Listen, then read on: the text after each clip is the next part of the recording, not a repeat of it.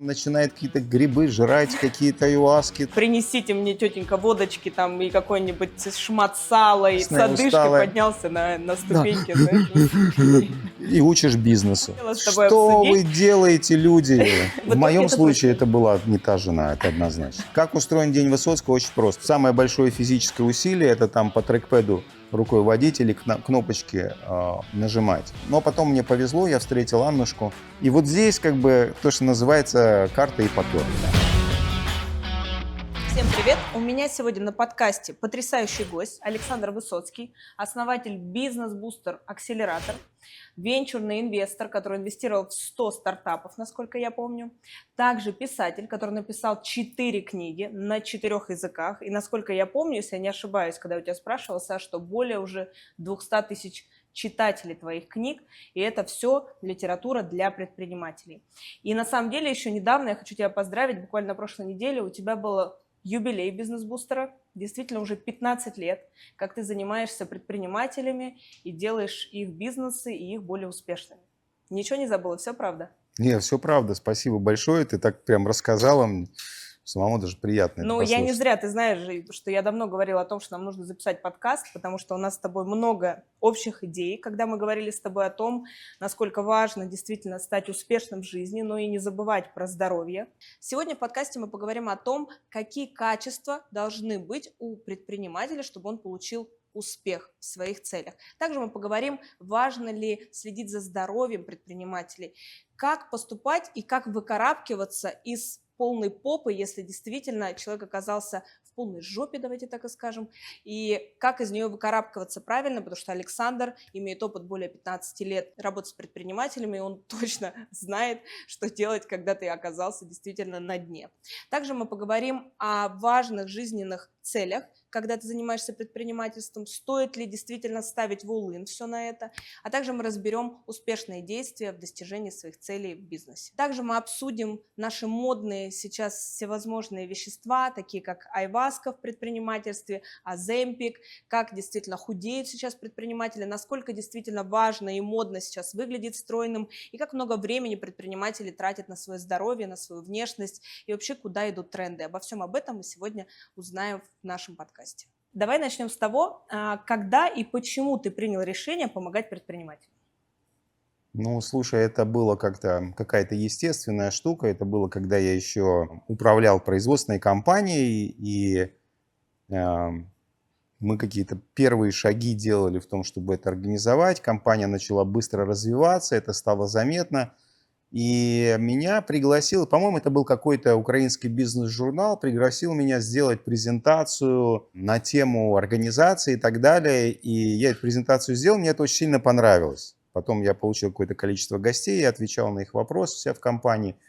И я в этот момент почувствовал, ну, просто понимаешь, когда ты просто делаешь бизнес, понятно, что ты все равно служишь клиентам, ты служишь своей команде, ты делаешь какой-то вклад, но в этом вкладе всегда есть какая-то вот эта история, что, ну, ты же делаешь для развития своего бизнеса, Конечно. как бы таким образом увеличиваешь доход. А здесь, вот когда я начал это делиться своими какими-то успешными бизнес-практиками с другими предпринимателями, это приобрело какой-то другой уровень, другое значение. Я прям почувствовал как-то, Ну, когда ты что усиляешь сильных, да, действительно, и даешь им такой буст. да, и это необычайно весело. Очень круто, Потому я что представляю. предприниматели, с моей точки зрения, это, ну, наверное, одни из самых смелых, талантливых людей, которые эту цивилизацию двигают вперед. И когда ты для этих людей можешь сделать что-то особенное, выдающееся, как-то им помочь, это как-то особенно приятно, Ну, кайфово. я очень тебя поддерживаю, понимаю, потому что на самом деле, действительно, когда ты усиляешь сильных и предприниматели, это действительно те люди, которые делают наш мир крепче и лучше. В любом случае, предприниматели – это все вокруг нас. И они создают и экономику, и рабочие места, и это действительно люди, которые благой целью одержимы, поэтому это очень круто. Мне знаешь, какой к тебе еще вопрос? Вот сразу такой.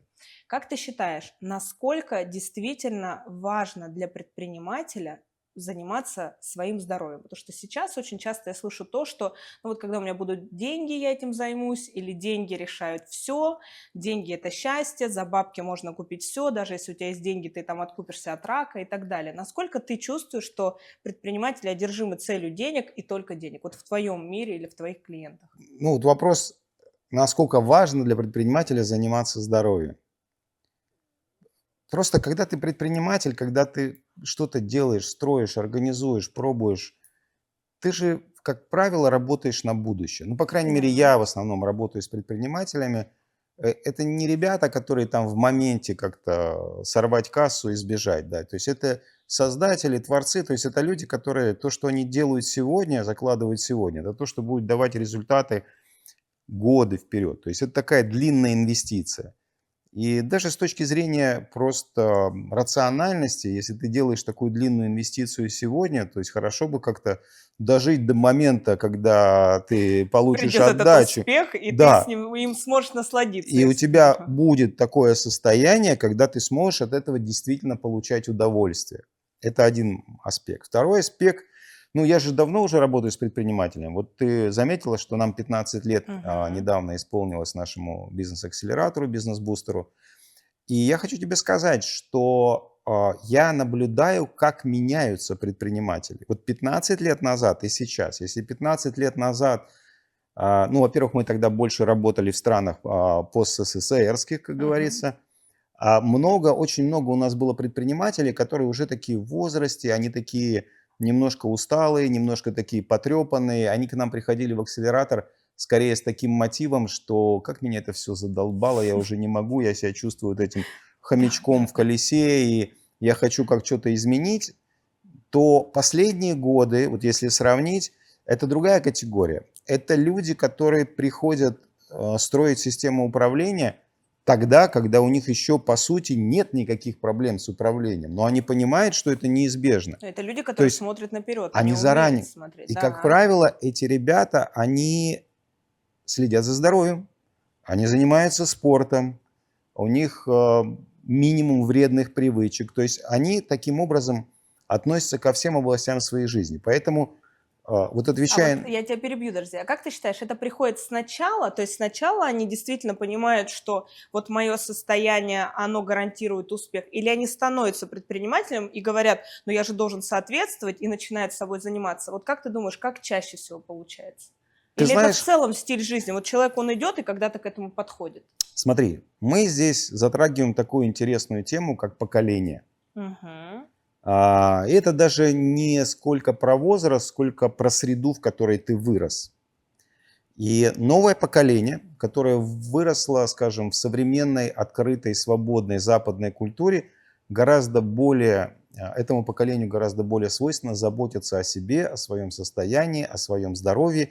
Не потому, что мне надо дотянуть до момента, когда мои инвестиции наконец мне принесут отдачу, и мне надо быть... Нет, а просто потому, что это естественная часть их жизни. Предыдущие поколения были заточены больше на борьбу, на то, чтобы выжить, на то, чтобы выкарабкаться, на то, чтобы там выбиться из нищеты. Это те, кто там в 90-х как бы начинали там, и потом с чем-то справиться. То есть это люди, которые больше ориентированы на какую-то борьбу с внешним миром, но и для них скорее вот эта забота о себе, о своем здоровье и состоянии, она приходила через более такое аналитическое состояние. И я, кстати, наверное, отношусь к этому поколению. Я вот хотела тебя спросить, это был мой следующий вопрос. Всегда ли ты себе нравился и всегда ли ты сам думал об этом? Слушай, я родился в Советском Союзе. Я получил образование в военной академии 5 лет. После того, как я оттуда ушел, я занимался бизнесом, и меня единственное, что интересовало, это выживание, бизнес. При этом это были 90-е. Это было время, когда никто особо не Выживай сам, заботился. выживай других. Да, никто особо не заботился о гармонии в своей собственной жизни, различных сторонах, балансе, здоровье и так Ну, это далее. какое-то правда. Раньше не было такого вот муда, да, такого вот настроения вообще Да, мы умонастроения. просто боролись за выживание, понимаешь? Мы просто боролись за выживание, за то, чтобы у тебя был кусок хлеба, за то, что тебя нигде не прибили там на повороте, и ты мог Не отжали как-то... бизнес, как раньше Не это отжали называлось. бизнес, то есть фокус был совершенно другой. Да. А потом это со временем изменилось. И мы, вот мое поколение в каком-то смысле, мы попали в определенную ловушку. Потому что мы были сформированы в то время, когда нужно было бороться за выживание. И когда ты достигаешь потом уже, у тебя появляются деньги, у тебя появляются возможности, но майндсет-то остался старый. И ты не заботишься, пока ты молодой, твое тело справляется с любой хренью, да. Да. Ты можешь есть, что попало, ты можешь спать По там 3 любое, часа, там, 3 да. часа в день и так далее. Еще и выпивать по вечерам, потому что ты уставший, Да, да. и выпивать. И ты даже не замечаешь, как вот этого момента, когда тело перестает с этим справляться. И ты потом смотришь на себя в какой-то момент, на весы, там, стрелка бьется об ограничитель, загибается, зеркало становится для тебя слишком узким или комната маленькой, вообще непонятно что. И ты, рубашки перестают Или одышка, застегиваться. когда до туалета дошел с утра Да, легко, да, да, по правда? лестнице поднялся, уже не можешь дышать, или ты там не можешь себе найти красивые вещи, у тебя уже есть возможность, ты можешь купить что угодно, но почему-то в магазине все, что ты меряешь, все тебе не подходит, ты Меня это, выглядишь... видите, и мужчин тоже это раздражает. Это Я помню, что раздражает. меня сильно это Это раздражало, бесит на самом деле, потому что когда ты одеваешь пиджак, он здесь не сходится, ты села, и у тебя а так там оп. плечи висят, а тут, в общем, все сложно. И вот этот момент, когда ты понимаешь, что что-то пошло не так, ты где-то свернул, как говорится, или зашел не в ту дверь, то есть что-то произошло Что-то не не то, так. что-то не то, И да. если у тебя как бы жажда жизни достаточно большая, вот здесь ты начинаешь в это погружаться, начинать А когда у разбираться. тебя это произошло? Ты помнишь вообще этот момент или когда вот ты начал вообще задумываться? То есть было ли такое, что я знаю, что у тебя был лишний вес? То есть я смотрю, мы сейчас проходим, твой муж мой в большей степени проходит бизнес-бустер, он постоянно говорит, смотри, какой Высоцкий, посмотри, какой Высоцкий, там Высоцкий. Да, смотри, у меня было несколько фаз. То есть первая фаза была лет 12 назад, когда я впервые это понял, и это интересно, то есть мне было там около 40, да, Мгм. и я достаточно быстро, я тогда сел на безуглеводную диету, там какое-то время на кето, потом какие-то безуглеводные темы, начал немножко заниматься физкультурой, и я очень быстро сбросил там килограмм 20-25, то есть это было прям геймчейнджер. Выбросил всю одежду, как бы На полностью, радостях купился новое. да, да, сменил гардероб, а потом я переехал в Америку в 2015 в Будь она конце. неладна. Америка, мне кажется, когда ты залетаешь в Америку, тебе должны инструкцию по питанию, знаешь, в Да, аэропорту давать буклет такой. ты Это теперь не на есть. особо опасной Да, территории, сынок. да, Будь, да, будь опасно. осторожен. Территория, побочка, знаешь, ожирения такое. Да, да, да, да, да. И сложилось, и несколько факторов сошлись вместе. Во-первых, когда я прилетел в Америку, ну, во-первых, когда ты эмигрируешь, переезжаешь в другую страну, какой бы ты ни был подготовленный, это колоссальный стресс. Это правда. Колоссальный стресс, потому что все, что тебя окружало, исчезает, все, на что ты мог опереться, куда-то исчезает, У тебя новая жизнь. все абсолютно новое, плюс Мне кажется, ты... даже если ты с деньгами переезжаешь, некоторые люди думают с деньгами, без денег. Мне кажется, с деньгами еще сложнее, потому что ты вообще не понимаешь, куда Ну, чего. если ты с деньгами переезжаешь и не собираешься ничего с этим делать, а просто вот ты живешь где-нибудь вот Ну, здесь в возможно. Майами на берегу океана и вообще не собираешься ничем заниматься, а только тратить деньги, может быть, это и окей. Может Но у быть, меня да. была другая цель. Мне нужно было открыть наш офис в Нью-Йорке, мне нужно было получить первых клиентов, мне нужно было начать предоставлять наши семинары, тренинги, консалтинг в конечном итоге на английском языке.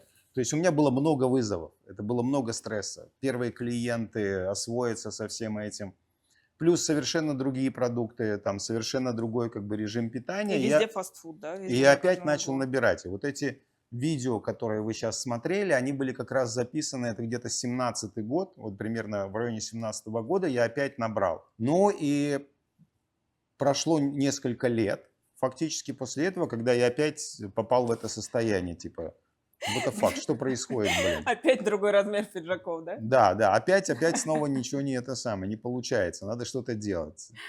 Вот, поэтому... И сколько ты все-таки делал, или ты такой, так, сейчас я разберусь с бизнесом, а потом буду заниматься собой? Как вот в тот момент, что ты вот чувствовал, да? Почему я нет, спрашиваю? Потому смотри, что это же действительно такой момент, что, почему я об этом говорю? Потому что многие предприниматели, вот я из своего опыта могу сказать, работать с предпринимателями, потому что я за 7 лет работы своей как нутрициолог, я действительно часто, ну, у меня были вип-клиенты, которые ко мне приходят, и они обычно приходили и говорят, так, это значит будет готовить повар, этот мне будет приносить то-то, то-то, и я говорю, так, стоп, стоп, стоп, я, конечно, понимаю, что вы предприниматель, но должны помнить, что свое тело вы не сделегируете. Никто за вас в туалет не сходит, никто за вас норму воды не попьет, 10 тысяч шагов не находит, и вообще никто не поест.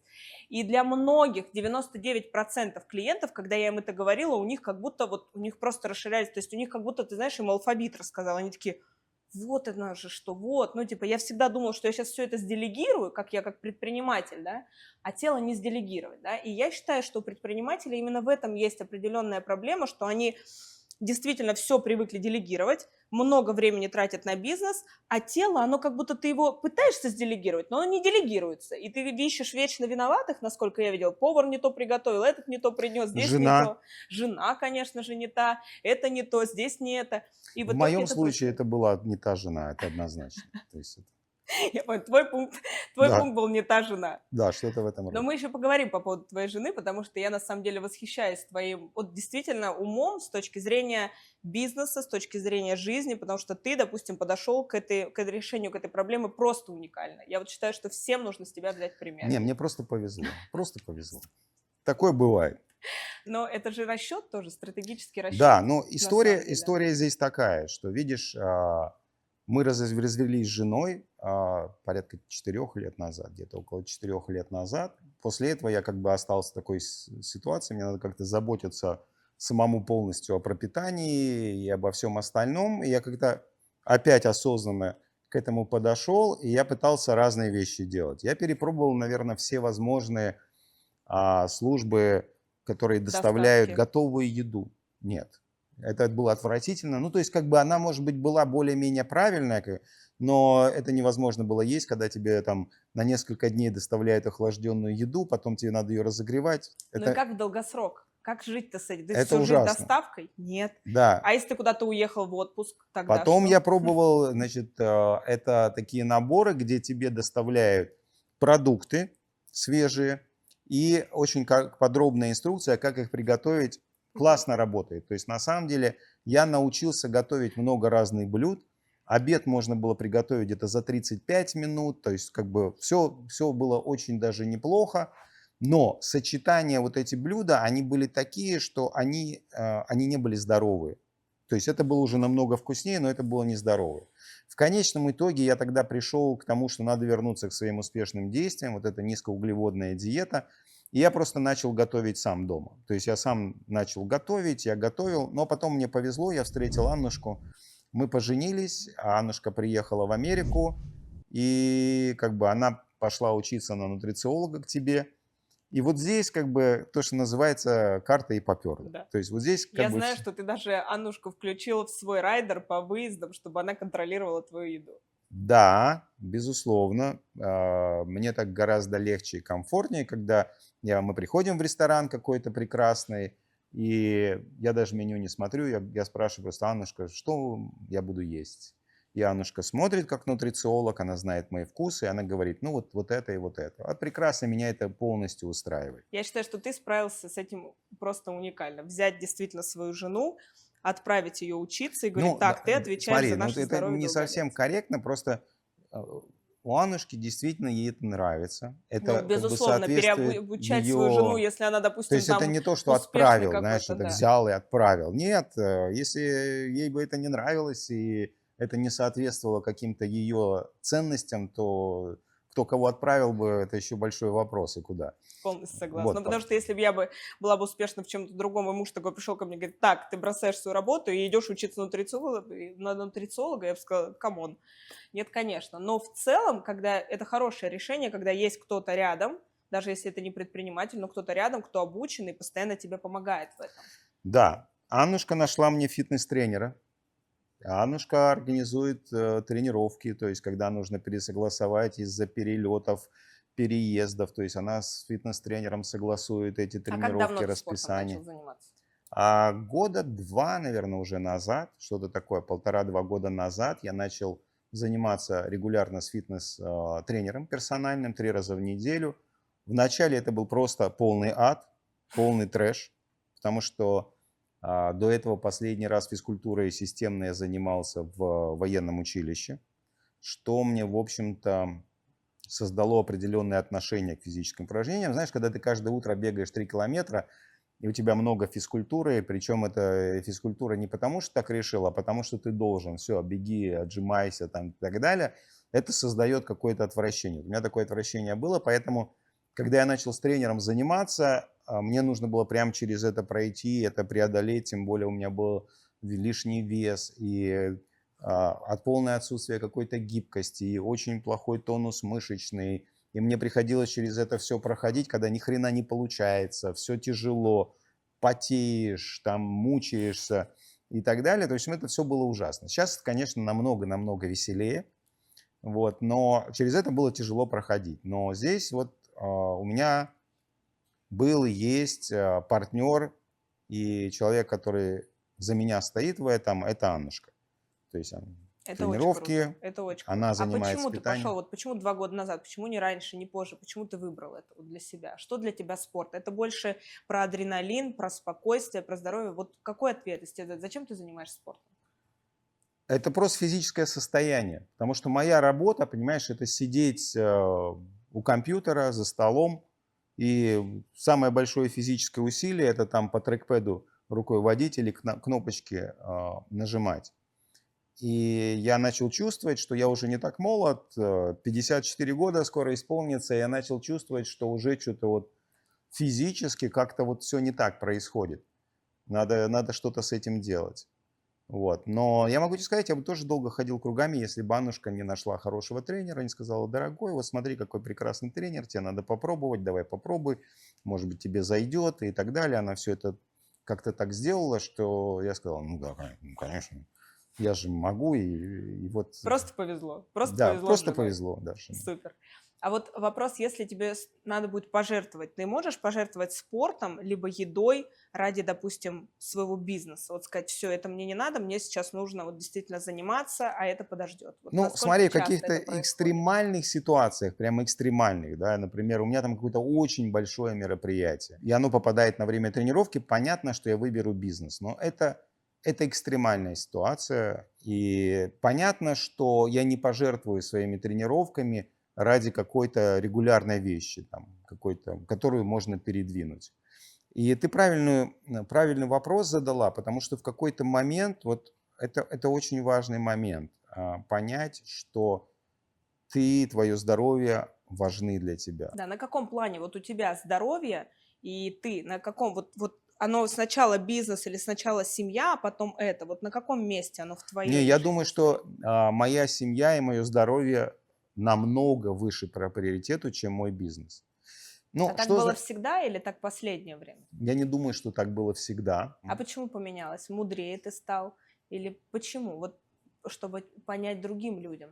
Я думаю, что я стал мудрее. Я думаю, что я стал просто мудрее, и это единственная причина. Ну, ты просто, мне кажется, что ты понаблюдал, что много лет в бизнесе, что бизнес не заканчивается, потому что многие люди действительно думают, что когда-то это все закончится. Это, Ну, кстати, идея, с которой мы с тобой разговаривали, что многие думают, что сейчас я все рывок, сделаю, рывок. да, и выйду отсюда из этого бизнеса, и буду почивать на лаврах, как мне выйти из состава там учредителей, не управлять и вообще ничего не Бизнес – делать. это стиль жизни. То есть какую бы игру ты ни играл, ты, сыграв одну игру, ты придумаешь себе другую и так далее. У Я меня тоже так никогда не считаю. было такого ощущения, что я в каком-то рывке, вот я до этого дойду, а вот потом я начну жить. У меня такого не было, скажу честно.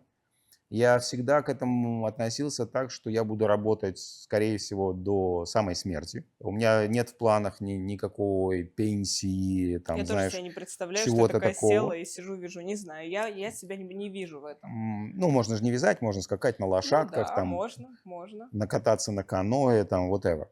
А, Поэтому у меня такого отношения не было, но в какой-то момент я, наверное, действительно стал мудрее, я начал понимать, что важно получать удовольствие от жизни. А большая часть удовольствия от жизни, она связана как раз с твоим собственным состоянием. Если ты толстый, у тебя одышка, у тебя какие-то, у меня не было, к счастью, проблем со здоровьем, но какие-то проблемы со здоровьем заметные и так далее, как ты можешь получать удовольствие от жизни? Полностью Да? То есть согласна. вот это просто, это про себя дорогого, про качество жизни, про заботу. Для меня еще один фактор важным был. Это фактор того, что я же не просто там занимаюсь каким-то бизнесом. Это бизнес, в котором тебе нужно выступать. Бизнес, в котором ты являешься лицом компании, ты ее представляешь. А это еще один фактор такой, не очень приятный, когда они такие, где-то все смотрят, да, лицо у нас такое, как бы умное, но такое усталое, и лицо уже Замуч. не то замученное. С несчастная, одышкой усталая. поднялся на Да. ступеньки, знаешь, высокие. И учишь бизнесу. Что-то в этом роде.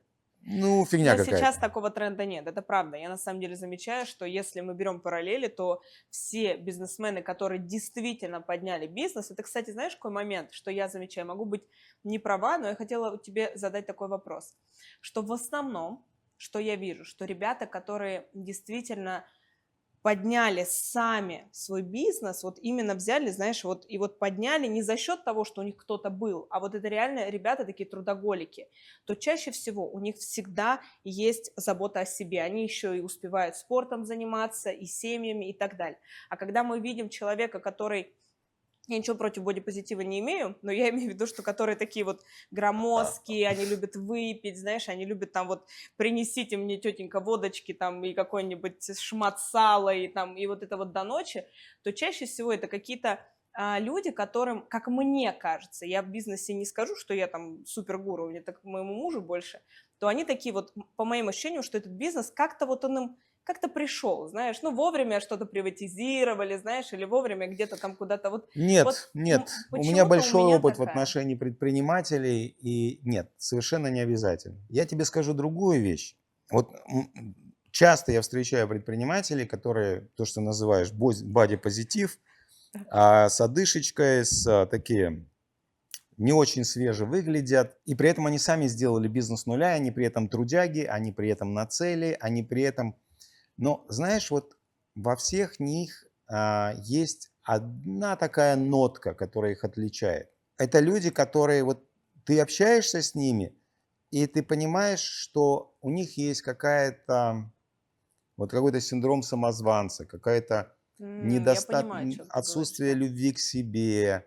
Это пахари просто Это такие, да? какая-то такая история, когда они чувствуют себя не очень важными, не очень ценными, что не соответствует В их реальному бизнесе, да. уровню достижений и так далее. Это какое-то самообесценивание, знаешь, какое-то самоуничижение внутри есть. И каждый раз, когда с этим сталкиваешься, ты, ну, хочется обнять и сказать, да ты крутой, слушай, ну, блин, ты же то, что это вообще бомба, то, что ты делаешь. Это вообще невероятно. Я думаю, что вот такое состояние здоровья, да, отсутствие, это все равно какое-то выражение внутреннего отношения к самому себе, к Я своей согласна. важности, к своей значимости, к Я чему-то на такому. самом деле, когда мне люди говорят, что вот, Таня, ты говоришь о полных людях, но это уже может быть там их выбор, и я все говорю, это может быть их выбор, я вообще ничего не имею против. Я даже со своей мамой, когда разговариваю, говорю, мама, ты можешь быть вообще, когда я ее улаживаю на то, что мама нужно заняться здоровьем, потому что мама у меня такой потомственный шеф-повар, это всегда первое, второе и компот, и я всегда ей говорю о том, что это беляши, молоко, там, ну, все как положено, вот в СССР было. Я всегда говорю, мам, ты должна понимать, что когда мы говорим о полноте, я как говорю на это, просто когда я смотрю на человека большими размерами, я всегда понимаю, с какими проблемами он живет по здоровью, да? С какими проблемами он просыпается каждое утро, как он ходит в туалет, как он засыпает, какие у него боли в животе, какое у него давление, да, То есть я просто понимаю, в каком аду он живет. И когда я говорю о полных людях, я всегда говорю, мне не важно, как они выглядят, я люблю людей за душу, а не за их внешний вид. Но просто, когда мы говорим о их состояние вот в этом, мы понимаем, что на самом деле они как будто живут в коробочке вот с вот этими проблемами. Ну да, и они таким образом, как бы, знаешь, вот ощущение, что они как бы прячутся от внешнего мира, они боятся показать, какие они на самом деле, и как-то стараются, вот как-то внутренне самообесценивают себя, и всегда, знаешь, хочется как-то, у меня прям такое побуждение, там, такого человека встряхнуть, сказать, да слушай, ты крутой, Да, ты 100%, классный, сто слушай, то процентов, есть сто ты, процентов. но тебе надо это изменить, это настолько легко, в этом нет никакой сложности. Нет. И каждый человек, который переходит вот эту вот черту из одного во вторую, всегда говорит, блин, это же так круто, это же просто невероятно. Я еще не встречала, кстати, ни одного человека, кто бы действительно восстановил свое здоровье, похудел и сказал, херня, раньше было лучше. Раньше было лучше, Да, отмотайте да, назад, да, да. пожалуйста. Я таких людей реально не встречала, но причем, когда люди имеют проблемы со здоровьем и с лишним весом, они, ну, доказывают упорно, что так лучше, или там, ну и что, зато я люблю картошку, зато я люблю хлеб, или у меня нет времени, или там бизнес, или еще что-то. То есть они все равно придумывают себе какие-то истории. Но на самом деле ты открыл мне в этой области такую дверцу, потому что на самом деле у меня всегда была такая картинка, потому что я смотрю успешных бизнесменов действительно, и мы смотрим, что они все показывают, даже они это пропагандируют, Ну, не все, спорт, не здоровье. большинство, скажем. Большинство, может, Большинство. я их на них обращаю Да, внимание, у я и тебя пытаюсь просто, у тебя понять. тоже, знаешь, такая профессиональная, Профдеформация у меня. искаженная точка зрения. Я тебя могу ну, я не буду, естественно, называть, но я мог бы назвать несколько выдающихся людей в бизнесе, прям выдающихся, на которых ты смотришь такой и думаешь, what the fuck? Ну, то есть, Ну да, зачем? да. Ну, потому что я всегда говорю о том, что ну вот вы сейчас денег заработаете, вот сейчас все это произойдет. А когда вы наслаждаться-то этим будете? Ну, потому что это же действительно серьезные риски и все остальное. А еще вот, знаешь, какой у меня вопрос? В отношении, мы поговорили с тобой сейчас в отношении здоровья. Я очень часто замечаю в отношении предпринимателей, что они не только здоровьем пренебрегают, но и семьей чаще всего. Ну, то есть А волын. это та же самая история, В Улын. понимаешь? Они Это... просто идут в Улын, то есть я сутками работаю с утра, мы работаем без обеда, зато без выходных, и вот сейчас я достигну вот этого какого-то вершины Грааля, этого там найду это или что-то там произойдет, и вот они чего-то ждут, и у меня ощущение, что они бегут как будто за привязанной какой-то кусочком каким-то, но догнать его так и не догонят. Но, проблемы эти есть. Но так и есть, потому что твое отношение к семье, твое отношение к детям, это очень близко к твоему отношению к себе самому. То есть, грубо говоря, ты фокусировался на работе, ты отрицаешь семью, ты отрицаешь самого себя, и поэтому у тебя проблемы с телом, и поэтому у тебя проблемы с семьей. Это так и есть. Я могу сказать, что, опять же, по наблюдениям, так как у нас из разных generations, из разных поколений у нас клиенты, я вижу, что это тоже свойственно людям, которые как-то вот зацепили 90-е. То есть вот этот мод, понимаешь, борьбы за выживание, то есть он очень мощный. То есть человек в какой-то момент, и это же очень часто так, что он, грубо говоря, основу своей карьеры предпринимателя, он именно тогда заложил. То есть, знаешь, у меня есть такая концепция, А что... насколько они счастливы, Саша, вот ты с ними общаешься? Ну, конечно, они несчастливы, это понятно. Конечно, они несчастливы. Они продолжают воевать на войне, которая уже давно закончилась. Но, ты понимаешь, здесь надо понять одну вещь. Большинство людей, являются рабами своих привычек. Привычка – это какой-то шаблон, который мы поставили на автопилот. Почему мы его поставили на автопилот? Потому что он когда-то был успешным. То есть он когда-то был, ну то есть ты молодой, тебе там 30 лет, ты фигачишь, занимаешься бизнесом, на все забиваешь, ты зарабатываешь, ты там двигаешься вперед и зарабатываешь деньги, все счастливы, это становится твоей успешной привычкой. Одна проблема. Через какое-то время тебе уже 40, а потом тебе 50. И если ты продолжаешь жить в этой привычной какой-то атмосфере с какими-то привычными действиями, ты попал, тебя уничтожит эта привычка. Вот это тоже нужно понимать. Еще один момент важный, что мы же духовные существа, да, у нас есть тело. И по сути мы как духовные существа, мы же не меняемся в течение жизни. Мы такие же, какие мы были в 18 лет. В душе мы все молодые. Да, но есть один момент. С телом это не происходит. Тело, оно совсем разное. 18, в 30, 40 и в 50. И если ты делаешь вид, что ты еще как бы подросток, пацан 18-летний, пытаешься жить этой жизнью, а твоему телу уже 45, ты неизбежно в неприятностях. Просто неизбежно. Потому что ты просто не замечаешь абсолютно простые, как бы очевидные вещи. Поэтому важно, чтобы привычки менялись. Ну, важно быть в адеквате. Важно какую-то переоценку делать, задаваться вопросом, служит это твоим целям как бы А у тебя есть или какие-то нет. успешные действия, чтобы дать, как вот ломать эти привычки и встраивать их в свою жизнь? Вот что-то такое, как ты это делаешь. Потому что я знаю, что ты очень дисциплинированный. И я знаю, что у тебя, если ты настроил себя, допустим, на тренировки с утра, то они регулярные. Там на какой-то режим дня, то он регулярный. Есть у тебя какие-то успешные действия, которыми ты можешь... Потому что, зная тебя, ты успеваешь заниматься своим здоровьем, проводить время с своей дочкой, с семьей. У тебя несколько инвестиционных направлений, бизнес-акселератор, который огромный, бизнес-бустер-акселератор, да, и так далее. Как вот успешное действие, чтобы на все хватало времени? Как это должно быть? Ну, смотри, первый момент, который надо Только не понять. говори Аннушка, и просто повезло. Это не тот Да, да. случай. Так съехать не мысль такая получится. была. Да, смотри, первое надо понять, что времени всегда не хватает на все. Это просто, ну, время это ограниченная субстанция у каждого человека. И поэтому это, можно сказать, аксиома. Времени всегда ни на что не хватает, это нормально. Теперь второй вопрос.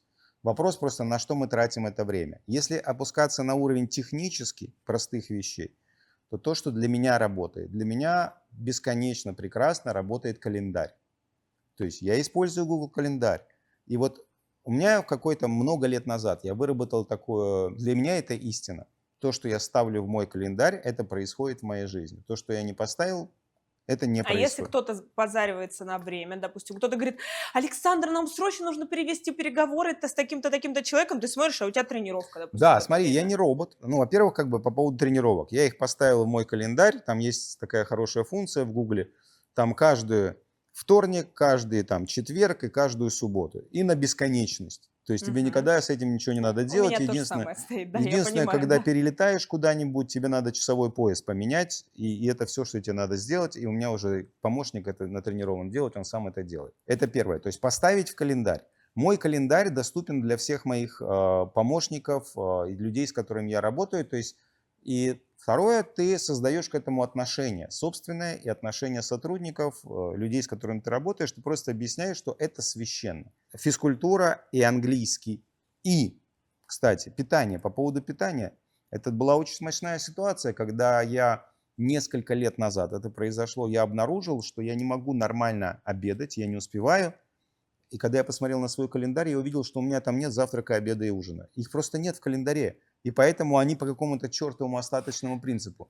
И поэтому вот у меня в календаре незыблемо физкультура, английский, завтрак, обед и ужин. В определенное время, в которое я хочу. Недавно была у нас стратегия в Турции. Я делал для очень небольшой элитной группы предпринимателей, я помогал им сделать стратегию. Это довольно дорогостоящая услуга, я специально туда полетел, 3 дня мы с ними работали. И у нас был график работы, там что-то с 10 утра там, и до 7 вечера. Но у меня в моем календаре я ужинаю в 5. Это значит, что в 5 я говорил: друзья мои, дальше вы делаете вот это, я пошел. Я шел ужинал, я возвращался обратно и продолжал с ними работать. То Вот есть ты не даешь никому позариться на свое священное. ну, скажем так, я, опять же, я не могу сказать, что это нельзя. То есть, если это что-то экстраординарное, там, Ну и единичный меня какой-то случай, приглашают допустим. выступить на конференцию, где 5 человек, там, 1000 человек в зале, или какая-то экстра важная встреча, ну, я перемещу завтрак, обед, я перемещу там тренировку куда-то и так далее, но это должно быть что-то out of this world.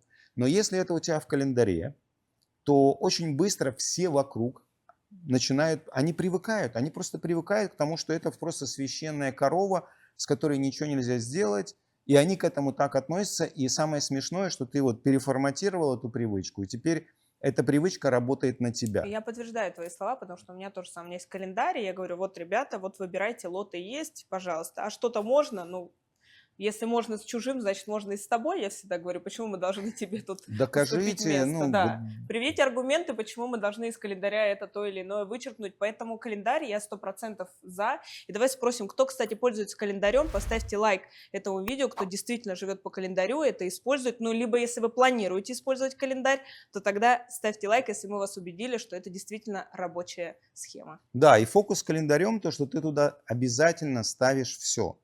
Это Завтрак, правда. обед, ужин, тренировка, что там тебе еще нужно, ты обязательно туда ставишь. Тогда А, это происходит. Саш, как ты относишься к выходным? Необычайно позитивно. Ну, то есть есть у тебя выходные, или ты вот готов пахать и пахать и Нет, пахать и нет, вообще? И нет, давно ли так было? Вот менялось ли что? Потому что много предпринимателей, кто говорит: у меня нет выходных, я работаю, сейчас я заработаю, мне сейчас надо вот филиал новый открыть, или там мне надо вот это, и вот мы работаем без обеда, зато без выходных. я работал без выходных много лет. Могу сказать так, что это плохо, потому что начинаешь терять фокус, потому что жизнь превращается в такой день сурка. Я помню, у меня был такой период, когда я одновременно развивал наши китайские продукты, одновременно создавал первую версию акселератора Business Booster и одновременно запускал MBA для руководителей. Ну, я что-то переоценил свои способности и возможности, это правда. Я работал практически без выходных. И я могу сказать, когда я вспоминаю этот период, это, знаешь, как вот залпы тысячи орудий слились в протяжный вой. То есть это какой-то такой бац. И когда ты смотришь, это было около 1,5 лет. Оглядываешь назад, ты даже не можешь вспомнить ничего такого, чтобы действительно тебя радовало. Ты Как сделал серое время такое, да. невероятную работу, которая предопределила там будущее твоего бизнеса и все такое, ты молодец. Но когда ты пытаешься как бы на этом сфокусироваться, ты не видишь там ничего, что тебя радовало и приносило тебе какое-то удовольствие. Выходные важны. Сейчас у меня, конечно, есть 2 выходных. Я себе позволяю иногда шалости, то есть в выходные я позволяю, например, сделать какую-то бизнес-встречу короткую в оффлайне. Но в основном выходные это чтобы пообщаться с Аннушкой, провести время вместе, встретиться с друзьями, съездить, посмотреть, послушать какие-то концерты, выставки, вместе посмотреть какое-то хорошее кино, куда-то прогуляться и так далее. Потому что потом, когда ты оглядываешься назад, тебе есть что вспомнить, у тебя есть приятные моменты. Это наполняет энергией. Это раз. А с точки зрения работы это такой способ перезагрузиться. И потом я прям физически ощущаю, как начиная новую рабочую неделю, у меня лучше фокус, у меня лучше понимание, что более важно, что менее важно. Потому что одна из проблем, когда ты вот работаешь, не приходя в сознание, у тебя фокус теряется. Согласна полностью. Да, ты уже не понимаешь, как бы, что важнее, ты пытаешься со всем этим справиться. Я 2 года назад тоже себе четко поставила и сказала, это вообще только если экстренная какая-то вот встреча, супер экстренная, которую нельзя ни по каким обстоятельствам Но у тебя еще перенести. сложнее, у тебя маленькая дочка, и это Но на самом деле дополнительно... Кира вот ты мне сейчас хорошо напомнила, я думаю, как-то я такая молодец. На самом деле Кира, потому что что-то в моей жизни появилось, что я люблю как ничего другое, и когда появилась Кира, я сказала, все, вот до 6 там я работаю каждый день, после 6 я принадлежу своей дочери, до 9 утра я принадлежу своей дочери, и на выходных я принадлежу своей дочери. Все. А это только попробуйте позариться на самом деле, и это правда. Но я что тебе могу сказать, что мой бизнес не стал хуже. Он даже Абсолютно, стал лучше. абсолютно, абсолютно. Потому что на самом деле, то есть в обычном режиме, когда у тебя есть выходные, когда у тебя есть вечер с семьей, ты работаешь 30-35 часов максимум в неделю. Это реальный живой хронометраж, то есть если выбросить там завтраки, обеды, ужины, какие-то кофе, перерывы и так далее, то получается где-то 30-35 часов в неделю. От того, что ты будешь работать 1 или 2 выходных, ты к этому добавишь еще, ну, может быть, 7-8 часов Но максимум. ты будешь замученнее намного Но раз. твоя энергия и 100%. производительность будут намного-намного ниже. Поэтому в каком-то моменте, на какой-то короткий промежуток в рывке, ну, у меня такое бывает. Вот я поехал на Значит, трип, запуск там, какой-то, да. 3 дня, там, 4 дня в Турции на стратегии, потом стратегическая сессия с командой 4 дня, потом Варшава и так далее. То есть получается, ну, какое-то количество дней, там 8-9 без выходных. Такое бывает. Ну, у Ну, меня для тоже этого... такое бывает, но это единичные случаи, какие-то совсем из ряда вон выходящие. Но и на самом деле я сейчас вспоминаю, что когда я жила в России, и у нас был бизнес, и мы работали, вот это вот не покладая рук, когда мы приходили домой в 2 часа ночи, ты просыпался в 9, там, вернее, в 9 утра или 8 ты уже на работе, в выходные ты работаешь, и вот это мое состояние, когда я была 82 килограмма, вся в атопическом дерматите, вся вообще в непонятнейшем состоянии, еще вот этот вот Питер, который был вот этот вот даже как мокрой грязной тряпкой по лицу, я всегда называю вот это вот ужасное состояние, Но тем не менее дождливое. прекрасный город, который ты любишь. Но в целом Питер я люблю за красоту его, да, безусловно. Питер красивый, Питер расслабляющий, но погода, она всегда свое создает. Там действительно всегда, по сравнению с нашим видом, сейчас мы с тобой сидим на океан, просто солнечного Майами с пальмами и просто все цвета радуги здесь у нас, то с Питером, конечно, это не сравнить. Но что я хочу сказать, что вот сейчас я смотрю туда, и для меня это серое пятно моей жизни.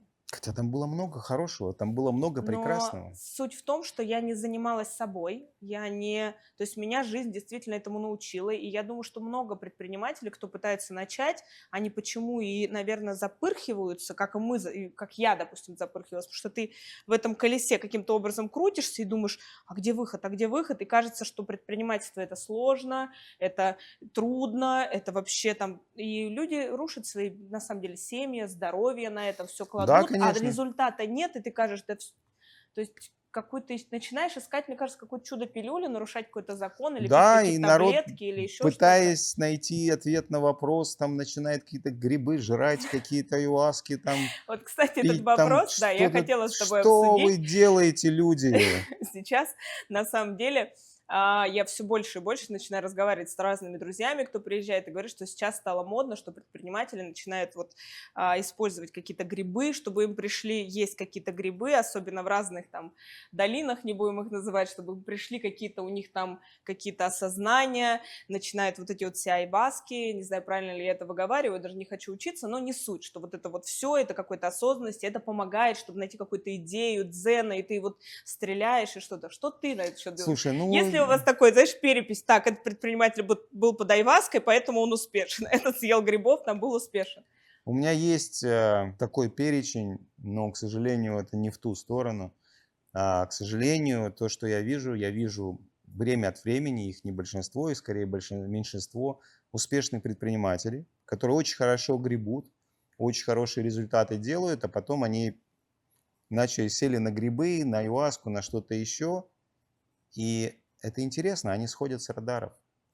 То есть ты его уже не видишь особо как лидера, ты начинаешь замечать, как начинает проявляться какая-то неадекватность, какая-то отстраненность, Но какая-то... при этом они, наверное, этого не чувствуют. Им, наверное, под грибами или как-то кажется, что им супер круто, что они вообще владыки этого мира, может быть, как-то так? Да, я общался с парочкой, и да, они говорят о том, что у меня там супер какие-то осознания, новое видение мира, но по факту то, что ты потом видишь в жизни, эти люди, они становятся прямо меньше. То есть бизнес продолжает, бизнес идет, то есть они продолжают что-то делать, но они вот как бы внутри, вот прямо ощущение, что они внутри какими-то становятся меньше, какими-то запутанными и так далее. И вот этого драйва, который раньше был, он куда-то исчезает.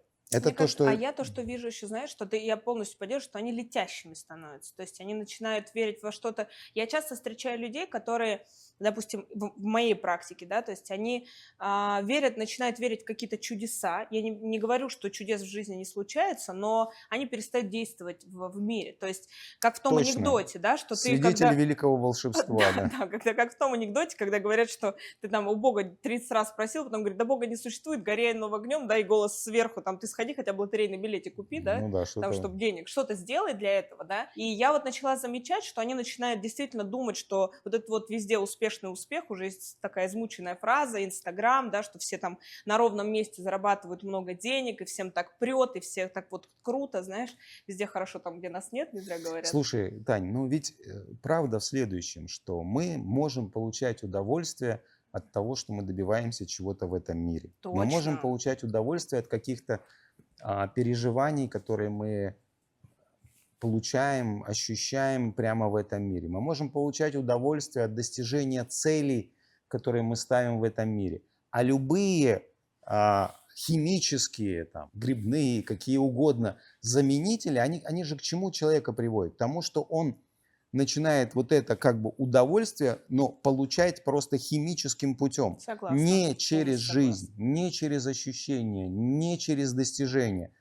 И все. Ну, это как дофамин. Ты его не в бизнесе, здесь уже не интересно, интересно где-то здесь. Да, ты играешь в игры, ты там, не знаю, скроллишь эту бесконечную ленту Ленту ТикТока, ТикТока, Инстаграма и да. так далее. Это тот же самый, это вот та же самая история, когда человек от того, чтобы в жизни получать удовольствие от достижений, он переходит к тому, чтобы получать это где-то химическим каким-то способом, воздействием на свой Ну да. Если разум, раньше его мозг, будоражили нервную успехи в систему и так бизнесе, то далее. теперь его будоражат успехи, которые он получает под айваской или чем-то Я бы где-то сказал, еще. что вообще это история про уничтожение лидеров. Это история про то, чтобы привести к тому, чтобы талантливые, способные люди перестали действовать, перестали получать результаты, перестали двигаться, стремиться к чему-то, а схлопнулись. И вот, наверное, вот это то, что я ощущаю, когда я А я встречаю тебя таких полностью ребят. поддерживаю. полностью поддерживаю, и на самом деле это тренд, который идет, ну, я его боюсь, потому что я вижу, что эти люди, они сначала очаровываются, потом я вижу, что они теряют какие-то свои направления в жизни, неважно, это бизнес, либо что-то еще, у них начинаются проблемы в семье, от этого страдают дети, потому что семьи разводятся, от этого страдает здоровье, от этого страдают родители, люди попадают под этими, ну, веществами, там, ну, не под айваской, но под какими-то грибами, либо наркотическими веществами, запрещенными там в аварии и так далее. То есть я вижу, что вокруг этого сейчас это модно, но это убивает наше общество на самом деле. Да, убивает. И, понимаешь, раньше когда-то это был алкоголь. Только алкоголь, Там, да. но алкоголь плохая штука. Но он, по крайней мере, краткосрочный какой-то эффект имеет. Ну, нет А такой эта зависимости, хрень, она наверное, же какой-то. прямо создает долгосрочное воздействие, вот то, как я вижу. Да, это правда, это правда. Ну и дофаминовую яму, как минимум, потому что такого, ты когда такие высокие дозы дофамина получаешь, и рецепторы потом уже, ты уже просто какими-то мелкими победами в бизнесе это уже не перекроешь, как Да, минимум. на самом деле это замена реальной жизни, это замена реальных достижений, это замена реальных удовольствий. Это то, что делает порнография, это то, что делает бесконечный скроллинг социальных сетей. Это просто замена удовольствия, которое ты получаешь в реальной жизни, и это превращение там, человека в такого кастрата, который уже не может получать удовольствие. Ему слишком тяжело, надо сверхусилия, чтобы получить удовольствие от реальных вещей в реальной жизни. Лучше пойду и там Это ретритнусь в просто. плохом смысле этого слова. Знаешь что, я хочу перейти на другую тему. Расскажи, как устроен твой день? Как устроен день Высоцкого? Очень просто. Я просыпаюсь, у меня либо тренировка с утра до завтрака. Может быть, это не самое лучшее время для тренировки, я не буду говорить, Это что это шикарное хорошо. время для Я не тренировки. знаю, некоторые говорят, что Нет, ты имеешь в надо виду, что именно до до завтрака? завтрака. Ну, в твоем случае Не это будет знаю. хорошо. Ну, как бы мне так проще. Может быть, я это как-то поменяю. Либо с утра у меня либо тренировка до завтрака, либо занятие английским, где я либо занимаюсь с преподавателем, либо с ботом, либо какие-то видюшки на английском смотрю, либо книжечки читаю вслух. Потом у меня завтрак. После этого начинается работа. Как правило, первую половину дня это проекты и координации с командой, которая живет в Европе из-за разницы в часовых поясах. Обед всегда в час дня. Война войной, обед по Да, расписанию. обед обязательно должен произойти в час, потому что если он смещается, потом и ужин смещается, все сложно. Потом я работаю обычно над проектами, которые требуют чего-то создания, написания или проектами, которые находятся в Америке. Я работаю до 5. В 5 у меня ужин, после 5 обычно там с 6 до 7 я могу еще поработать час-полтора. Не каждый день, но часто я работаю иногда до 8, когда я просто такой человек еще, что я когда чем-то увлекаюсь, я могу Хочется вообще, вернуться. я вообще Да. забываю про календарь, я забываю про расписание. У меня, к сожалению, такое бывает, что я сел работать над какой-то статьей, писать статью. Я так увлекся, что у меня там какая-то важная встреча, я пролетел. Если я выключил напоминание, и никто мне не позвонил и Да. сказать, мы тебя ждем, то я могу про это забыть. Вот у меня так работает, если я сфокусировался, то я прямо в этом. Я могу забыть про время. Но обычно это до 7, до 8 максимум. В А будние потом? дни. А после этого с Аннушкой мы куда-нибудь можем сходить, на берег океана, например, прогуляться просто, придумать какой-то дурацкий повод, сходить в магазин зачем-то, что в принципе надо, но может подождать, но почему бы не Ну, прогуляться шаги надо пешочком? нахаживать. Ну да, это кайфово, тем более, видишь, мы живем в Майами, и летом у нас в Майами днем-то жарковато, поэтому я могу Конечно. гулять только либо У нас тоже утром. в Майами жарковато, я Да, тебе у больше нас, у могу нас с вами в сказать. Майами тоже жарковато, то есть либо рано утром получается, либо вечером. То есть я стараюсь использовать это время. Потом общаемся с друзьями, разговариваем, смотрим какую-нибудь киношечку, если хорошая попалась, что-то там почитать, вот какие-то такие вещи. А Ну ты и счастлив вот сейчас в своей жизни, если тебя спросить? да, с точки зрения жизни я счастлив, а с точки зрения моих рабочих результатов нет. Почему? У тебя большой бизнес-бустер, где у тебя там сколько, 250-270 сотрудников? 250. 250. Ты венчурный инвестор, у вас сейчас 100 стартапов. Ты, я знаю, что лично инвестируешь в разные проекты, в дополнение. То есть почему? Что не у вас там на Ну, китайском языке, там на нескольких языках, огромное количество. Вот мы с тобой, когда куда-то приходим, тебя узнают предприниматели, всегда с радостью к тебе подходят, фотографируются, тебя зовут на крутые конференции, ты среди предпринимателей известная личность. Что тебе еще для твоей жизни, буржуй, не хватает? ну смотри, Счастливый. я приехал в 2015 году в Америку для того, чтобы сделать международную компанию. Так, И с точки зрения международной компании, в моем представлении, это языки, так, это страны и это масштаб. На сегодняшний день кое-что сделано, то есть мы как-то к этому подползли, да, у нас есть китайский, английский, русский и еще 11 языков локальных, но не как язык, на котором мы делаем программу, а как языки, на которых есть документы, потому что наши резиденты в разных странах живут, естественно, там разные законодательства, разные языки. Но это все равно не международный уровень. А где испанский язык, а где немецкий язык, понимаешь? И это раз. Второе, ну, мы вот в моменте мы делаем где-то 350 резидентов у нас из 46 стран в моменте на нашей программе. Я считаю, что их должно быть 350 тысяч, а не 350. То есть это не такой простой бизнес, требуется много времени на подготовку, на отработку ну, моделей. конечно, но и вы, насколько я знаю, вы же не берете маленьких бизнесменов к вам. Ну, не берем. Ну, слушай, ну, все равно я считаю, что вот настоящий хороший масштаб для нас, это когда у нас хотя бы 1010 компаний одновременно в нашем акселераторе. И вот тогда я смогу сказать, что да, мы оказываем какое-то более-менее значительное влияние на то, что происходит. Потому что все равно моя мечта – это сделать так, чтобы предприниматели, которые создают бизнес, они могли быстро его выращивать, не совершая глупых ошибок, связанных с менеджментом, с командой. И в этом хочется помочь. И хочется помочь большому количеству людей. Поэтому я в целом доволен, что мы двигаемся. Я всегда недоволен скоростью, с которой мы двигаемся. И нет, я не могу сказать, что я полностью счастлив, потому что вот эта мечта, она еще не реализована. Но мне кажется, это всегда круто, потому что каждый раз мы повышаемся выше и выше, и когда ты всем доволен, то тебе как будто нечего делать. Как раз, мне кажется, вот это недовольство собой, это знаешь, как в состоянии знаю, не знаю, думаю, что знаю. Знаешь, когда человек типа доволен всем, вот я самый прекрасный, самый классный, то вот здесь, мне кажется, самое опасное состояние, когда человек становится всем доволен.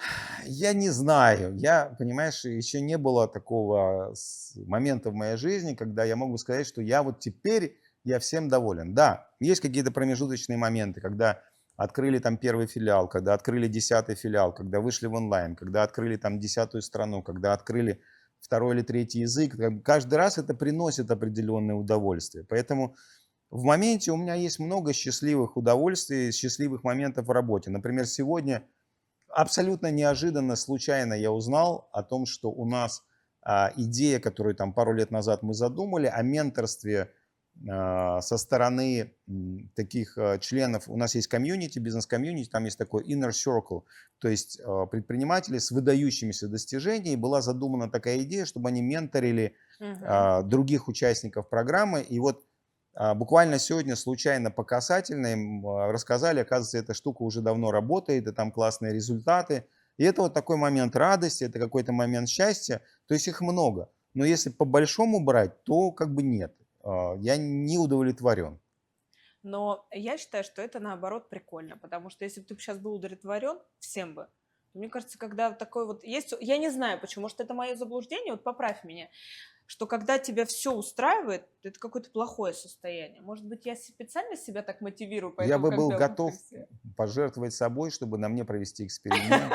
И я почувствовал, вот это Ты состояние уверен, все что ты готов? устраивает, это все-таки плохо или хорошо. Я готов пережить этот опыт и проверить, но мне пока не Ну, мне кажется, удавалось. все бизнесмены пахари, вот честно. Я не представляю, что вот что я села такая и ни черта не делаю, знаешь, и я такая действительно лежу на пляже в дзене. Я не верю. Вот я не представляю Высоцкого, который ничего не делает, знаешь. Вот он такой сидит и такой: «Пс, ничего сегодня не буду, и завтра не буду». Мне кажется, тебе хватит на 2 недели. Вот как ты думаешь, если у тебя сейчас вы достигли, и тебе, представляешь, команда твоя скажет: Александр, мы придумали, вот дайте нам возможность, мы все сделаем без вас. Насколько тебе хватит ничего не делать, не думать об инвестициях, ничего. Ты только вот начинаешь об этом рассказывать, я уже думаю о том, какой проект можно было бы реализовать.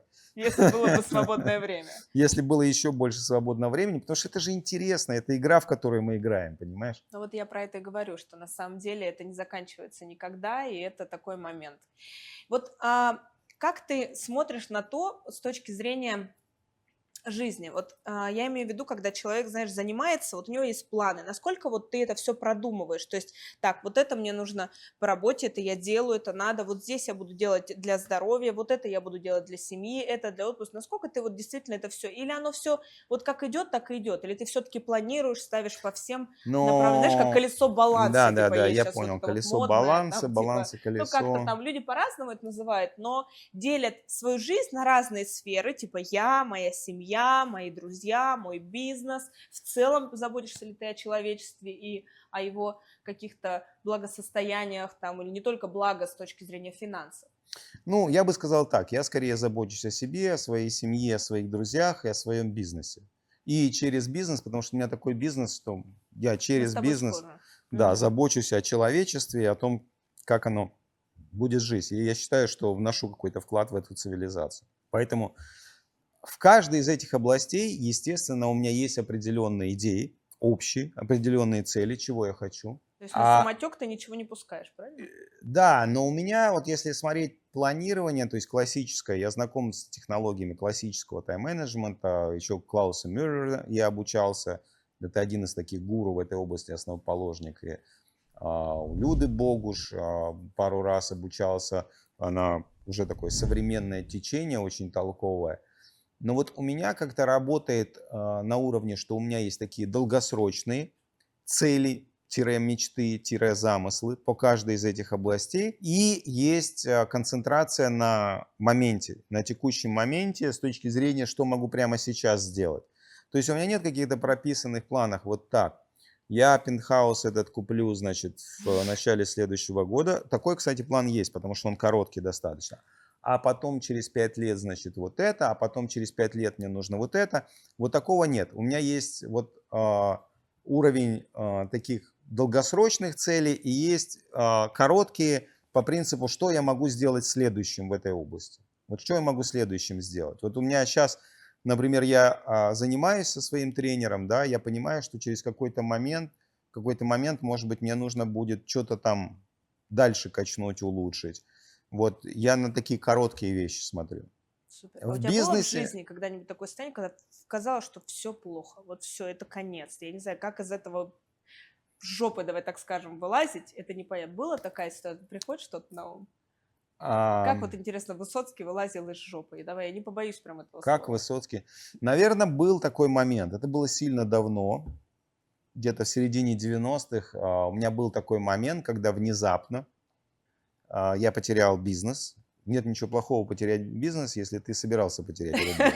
Но в данном случае я не собирался терять этот бизнес. Это был, наверное, самый тяжелый момент, потому что я такой, типа, и чё? И куда теперь грести? Как я выбирался из этого момента? Я тебе скажу, как я выбирался. Я выбирался через очень короткое планирование. То есть мне почему-то в этот Ну, ты момент... сразу начал выбираться, или, знаешь, некоторые люди там в сурка западают, типа сначала собирают с мыслей, там, не знаю, в запой уходят, или там каким-то, Не, ну, я то в есть, запой не уходил. Я выбирался через очень короткое планирование и через обязательства. То есть у меня были обязательства перед моей семьей, перед моими родными. Нужно было зарабатывать деньги. У меня были обязательства перед парочкой людей, которых я за собой повел и сказал, мы сделаем новую компанию. Хрен знает, как ее сделать. ну, то есть Но я им этого не да, ты говорил. не говорила, что ты не знаешь еще пока как. Вот. И я понимаю, и самое интересное, я в этот момент обнаружил такую вещь феноменальную. То есть пока ты хоть что-то делаешь там, звонишь этому потенциальному клиенту, едешь туда, чтобы встретиться, разговариваешь с этим, то есть как бы все хорошо. Стоит только остановиться, и вот это состояние какое-то депрессивное накрывает.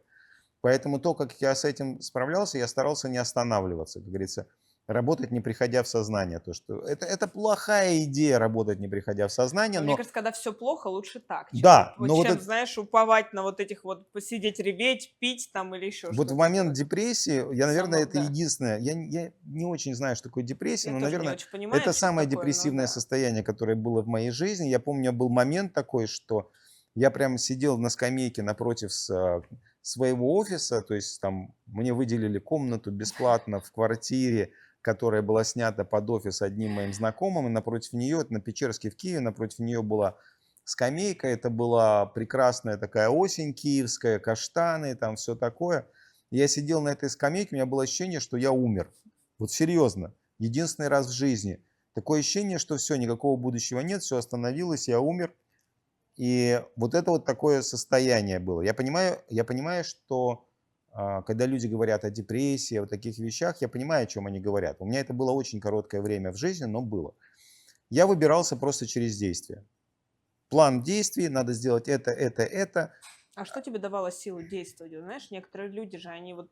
Я очень много встречала людей, которые теряли бизнесы и, знаешь, находились, знаешь, в каком очень интересном состоянии.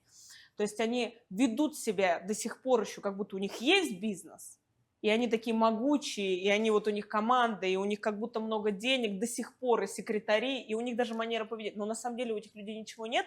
Если ты посмотришь, что потеряли бизнес они там 10 лет назад. Но они находятся до сих пор в этом состоянии. Но им не дает ничего. А что тебе давало тогда сила? Как ты считаешь, вот сила именно собраться, действовать, ну, то, чтобы начать действовать, ну, нужно же себя чем-то замотивировать, то Ну, есть, может, у этих ребят просто бабок много, и как бы у меня просто денег не было, знаешь, у меня нет, не было. у меня есть парочку нет, у них денег нет, то они, знаешь, в состоянии, Ну, что... чудо просто, как они так, да, это удивительно. Я Может, таких не это встречал. ложное, вот знаешь, ощущение, когда человек, ну, типа, успокаивается. Не-не-не, все хорошо. Когда ты признаешь, что, блин, я в полной жопе, надо себя как-то спасать. То есть, братан, если ты сейчас себя не спасешь, знаешь, как мужчина, то все, тебе как бы Но у меня не было, хана. понимаешь, у меня все хорошо, у меня долгов не было. Если бы к этому О, еще какие-то большие долги прибавились, я думаю, что было бы тяжелее. Но у меня тогда долгов не было. Как я выгребался? Ну, я вот как-то так. Важный момент. Наверное, то, что мне сильно помогло, и, скорее всего, тогда это даже не осознавал. Я ходил и своим сотрудникам рассказывал о том будущем, которое я создаю. Какую компанию создаю, как я хочу, чтобы она работала, что я хочу, чтобы она делала. И с достаточно большой степенью уверенности рассказывал о том, как мы к этому придем. сам не понимает того, что как бы... Ну, как бы я, по крайней мере, сам, скажем так, сам не испытывая вот этой большой степени уверенности.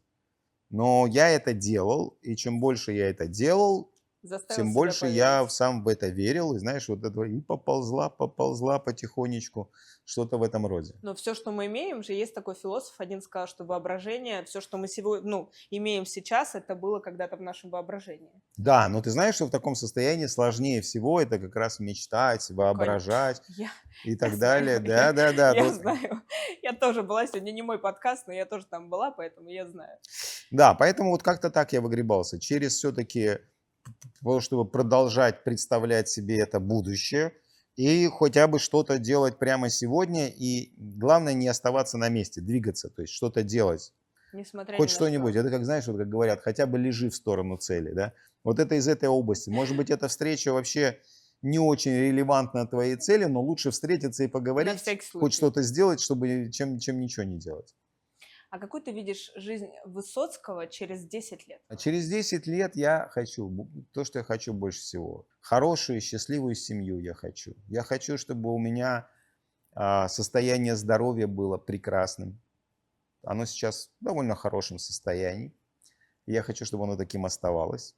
Я уже постараюсь, чтобы это так было. Я хочу, чтобы моя жена была счастлива. Я хочу, чтобы моя дочка была счастлива.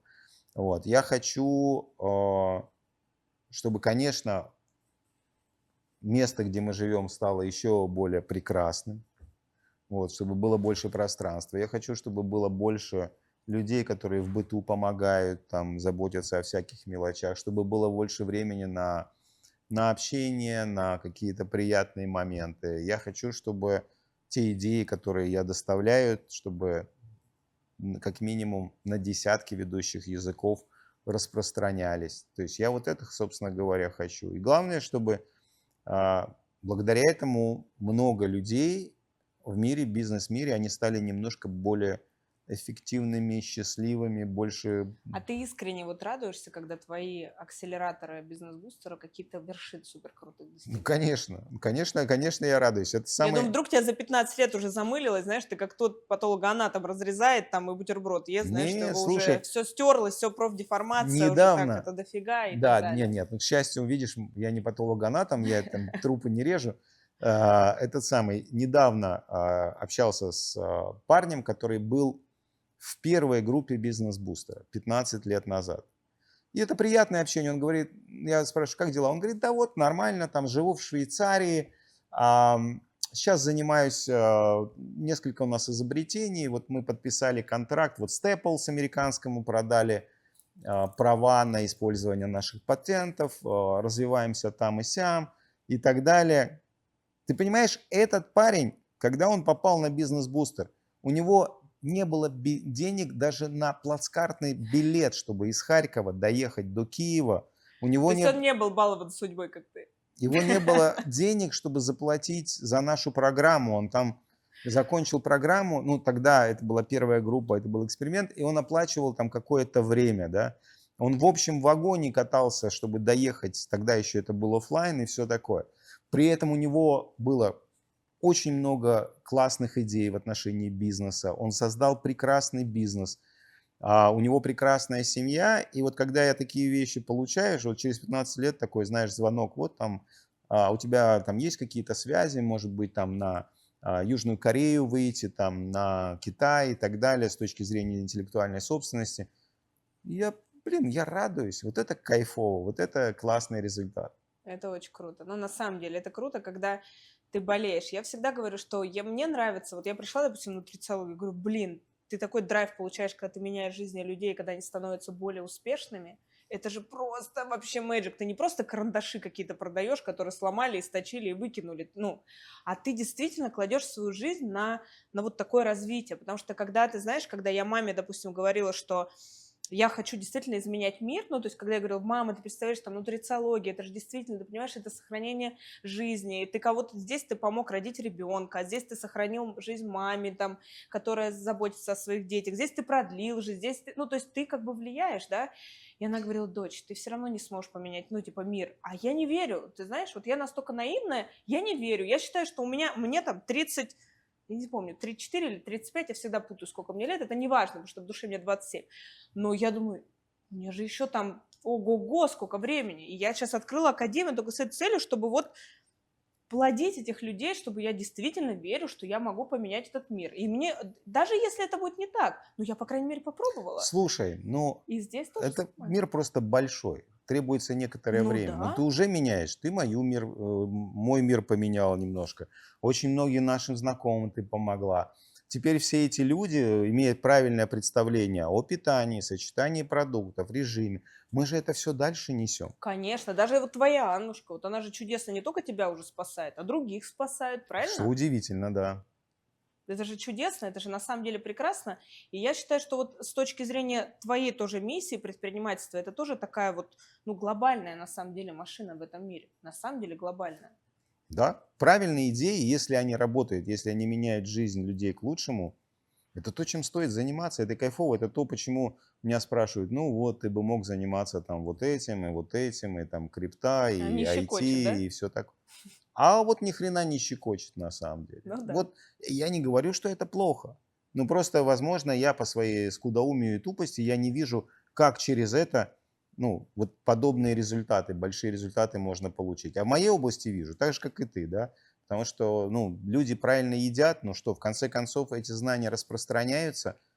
Скорее всего, я Но надеюсь, вот ты, насколько считаешь, вот ты правильно ешь и занимаешься спортом и здоровьем, потому что это просто надо, или ты действительно видишь в этом какой-то смысл? Потому что в этом много философии. Ты знаешь, я встречаю людей, которые говорят, ну сейчас я быстро похудею, или, блин, это какая-то фигня, вот они напридумывают, или другие знают. То есть люди отмахиваются от этого всего. Ты отмахиваешься, потому что ты хочешь, ты понимаешь, что да, возраст, и мне как бы надо, или ты действительно это полюбил, и ты кайфуешь от этого? Я это полюбил, и от этого кайфую. И Аннушка, знаешь, А, такая за кадром, главное, этот знак, знаешь, меня заставляет, спасите, да? потому что я тебе скажу, вот я был в Турции, хороший пятизвездочный отель, он all inclusive, мы там огромный вот этот фудкорт, там много всякой еды. Фудкорт хорошо, потому что ты можешь выбрать правильные вещи, сочетания, что хорошо. Но я там прожил дней 8 в этом отеле, потому что одно мероприятие, потом второе. И я на четвертый день уже на эту зелень смотреть не могу. Почему? Она неорганическая. То есть зелени много, одноразная, но она уже я себя запихиваю. И Но вот это, запихивают, ты не отказался от ничего ну а другого. что-то, Вот за что я уважаю какая Высоцкого. альтернатива, понимаешь? Потому что ты кремень.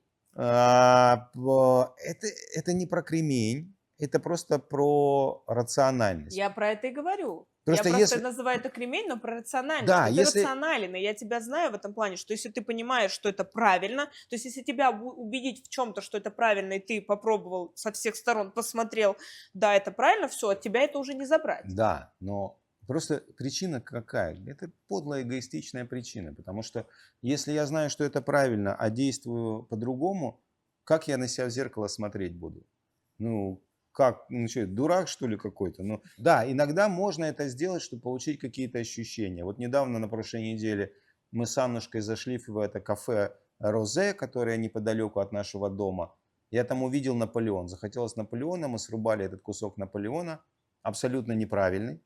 Но он оказался на редкость хороший, это было приятно. Мы получили какое-то эстетическое Я удовольствие. про это говорю, что сладости это не про еду, это про удовольствие. И люди путают иногда назначение сладости. Сладости это же про удовольствие.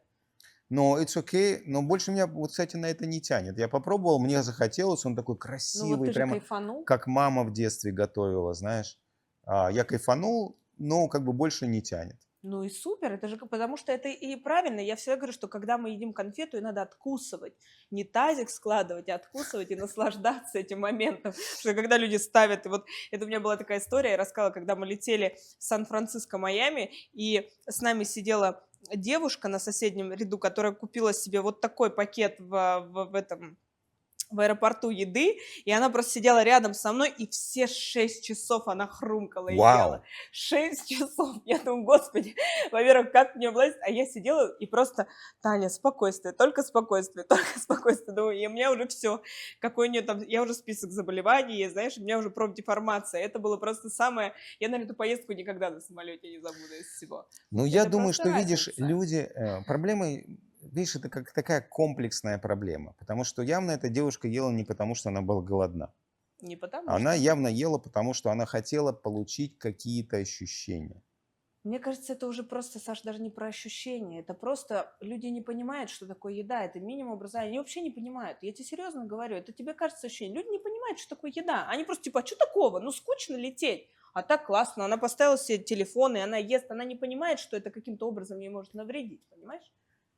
Конечно, ощущение. Но это же по приколу. Это классно. Ты летишь, Ну, в живешь, это целом, да, я с тобой весело. согласен, что это скорее от необразованности. И это довольно тоже странная область, потому что нас в школе учат читать, нас учат писать, но есть Что ты в правильно школе учишь? Куда учишь в важнее, школе? блин, чем читать и писать на самом деле. Выжить Как как-то ни в этом странно, мире. да. И ты это делаешь в современном мире чаще для большинства людей, чем ты пишешь или читаешь. Но Я тем не полностью менее согласна. Инструкцию к телу никто не выдает. никто не учит. Это прям хренов заговор какой-то на самом деле. Но это странно ведь. Это, я всегда это говорю. У меня каждый мой ученик всегда говорит, Таня, почему нас этому не учат в школе? Просто многие люди не знают, что, допустим, знания о теле, они примитивные, их можно изучить там за 3, 4, 5 месяцев. И все, и ты живешь всю жизнь, и у тебя есть инструкция. Слушай, я когда еще в школе учился, я помню 10 класс, это был еще Советский Союз, математическая школа, мы целый год занимались высшей математикой. Где сейчас в моей жизни высшая хренова математика? Где ты ее, сколько раз ты ее применил Сколько за раз жизнь? я ее применил? Это у нас по этому поводу был анекдот. Это когда гайка закатилась под диван, и ты берешь проволоку в форме интеграла, сворачиваешь и вытаскиваешь там гайку из-под дивана. Что-то в этом роде, применяешь высшую математику. То есть полгода мы всадили. Но, ну ладно, наверное, мы это делали для того, чтобы натренировать как-то интеллектуальные способности или что-то в этом роде. Но правда в том, что если бы хотя бы я помню, у нас была эта экономическая география. У нас была потрясающая абсолютно биология. Мы изучали там все эти эпохи, как говорится, до возникновения человека, с того момента, История, наше время, как до Земля нашего была времени, еще что. тепленькая и все такое. И вот бесконечно полезные данные о том, какие геологические эпохи, как они сменялись и все такое. Почему никто нахрен не позаботился о том, чтобы научить нас, как правильно питаться, что с чем можно есть, чего нельзя, как разные продукты работают, как они Почему воздействуют на важно тело? ложиться вовремя спать? Почему важно элементарно меньше стрессовать? Как ты можешь к жизни вообще приучить? Потому что это на самом деле Таня, война. я думаю, что это какой-то хренов заговор. Но у меня это правда заговор. Я уверена, что это заговор, потому что никто и не меняет это. Но давайте будем говорить о том, что если мы посмотрим на фармкомпании, которые наживаются на болезни людей, ну какие-то бизнес, ты сам знаешь, какие-то бизнесы, это гигантский бизнес. То есть там одна компания, которая производит инсулин, у нее оборот как ВВП огромной страны. Ну, на самом деле. То есть это просто, это unpassable. То есть то, что говорят там сейчас ВОЗ, наши вот эти вот тренды к 1935 году, что каждый третий человек будет страдать преддиабетом, понимаешь? Ну, у нас сейчас есть этот Оземпик там. Оземпик, Они нашли Медоксин. способ подсадить на... Ты знаешь, ты видел рост Оземпика? Там же просто сумасшедший. Да, так я же говорю, я просто когда об этом... Никакой бизнес-бустер не нужен. Я потом, когда я об этом услышал, я сказал, блин, фармкомпании нашли теперь способ, Да, как не только на инсулине зарабатывать, а еще да, также да. зарабатывать на инъекциях всех тех, кто еще не LTV, дошел продлеваем до LTV. инсулиновой зависимости. Они Это еще не правда. дошли до этого. Так Оземпик же он показан людям с сахарным диабетом, просто кто колет инсулин, и еще и Оземпик. Идеальное сочетание. Просто это, я тебе говорю, это повторный продукт. Да, и ну если смотреть с очень простой практической точки зрения, что да, можно было бы учить людей правильному питанию, и у нас значительно снизилось бы количество людей с сахарным диабетом, и это, конечно, привело к падению целой индустрии колоссальной. И, ну да, на самом деле выглядит так, что, ну, действительно невыгодно. Гораздо. Это никому не выгодно, никому. Ни страховым компаниям это не выгодно, ни Я причем не фармкомпаниям, сторонник никому. теории заговора вообще. Я тоже не сторонник. Я просто считаю, что я вообще, я как бы такой человек, что я считаю, что вообще мне не важно, кто что думает и знает, я должна за себя брать ответственность сама. И кто бы там что ни пытался мне заговорить, там у меня есть своя голова на плечах, и я сама должна отличать, что плохо, что хорошо. Если каждый человек будет начинать с себя, то уже нас никто не сможет как минимум обмануть, потому что пусть они делают, что хотят, я сама знаю, я сам меняемый. Я вот, еще у меня есть такой вопрос тебе, как ты считаешь, вот сейчас время возможностей больше, чем это было, допустим, 10 лет назад для тех же предпринимателей? Ну, конечно. Конечно, сейчас время возможностей. Везде, во всех странах или нет? Я думаю, что не во всех.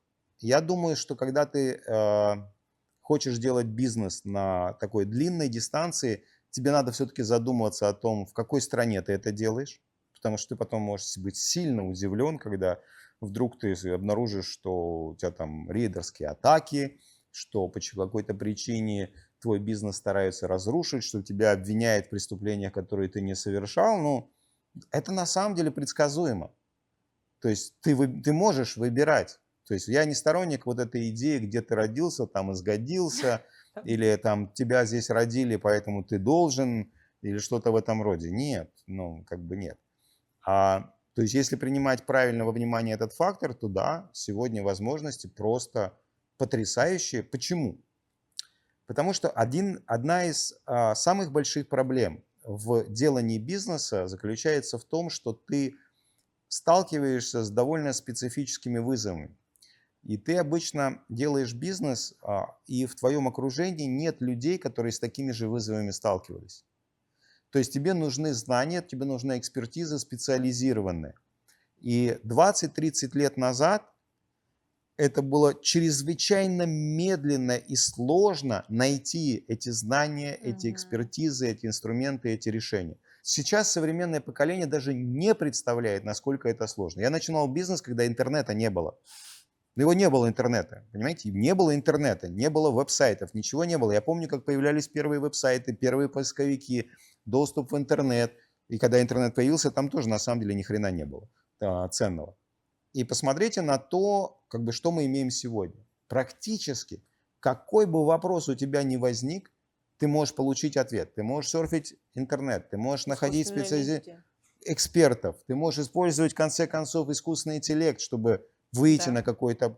Это просто невероятно, сколько возможностей у нас сегодня, чтобы быстро двигаться, чтобы решать все проблемы, которые возникают. Мы живем просто в великолепное время. То есть ты считаешь, что каждый человек, который захочет, он сейчас может стать предпринимателем и развить большой бизнес, что на рынке есть место для крупных игроков и так далее? Смотри, ключевой момент, который ты сказала, который захочет. Для меня захочет это не просто блуждание в каких-то Иллюзиях. мечтах, иллюзиях. Захочет это значит имеет желание направить энергию и что-то сделать. То есть с моей точки зрения, да, любой человек, который готов положить туда свой фокус и энергию, безусловно, добьется. Это не значит, что это всегда будет что-то грандиозное.